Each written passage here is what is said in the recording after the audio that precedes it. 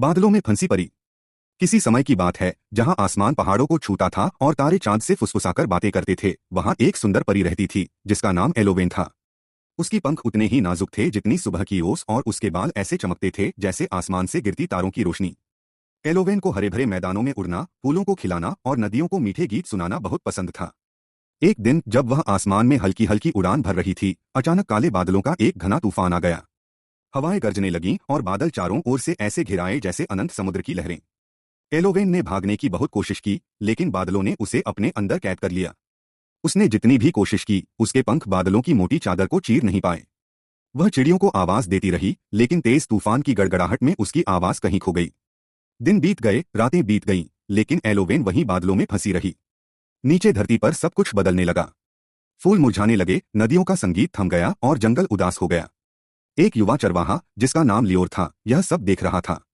वह अक्सर आसमान में एक हल्की सी चमक और एक मधुर धुन सुना करता था, लेकिन अब हर तरफ सन्नाटा था।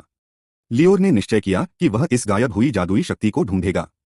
उसने सबसे ऊंचे पर्वत पर चढ़ना शुरू किया, जहां बादल पहाड़ों को छूते थे। उसने ऊंचे स्वर में कहा, जो भी आसमान में खो गया है, मैं तुम्हारी मदद करूंगा। उसकी सच्ची पुकार एलोवेन तक पहुंच गई।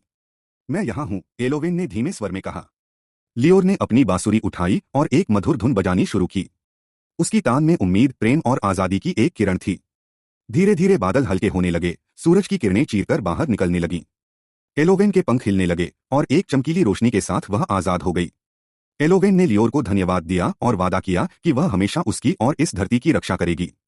लियोर ने भी वादा किया कि जब भी आसमान में अंधेरा छाएगा, वह अपनी बांसुरी से ऐसी धुन बजाएगा कि कोई भी परी फिर कभी बादलों में न फंसे। उस दिन के बाद एलोवेन की चमक हमेशा आसमान में दिखती और उसकी हंसी हवाओं में गूंजती रही। और जब भी बादल घिरते, लियोर की बांसुरी की मधुर आवाज उन्हें दूर भगा देती, reminding every one of the fairy who once danced in the skies.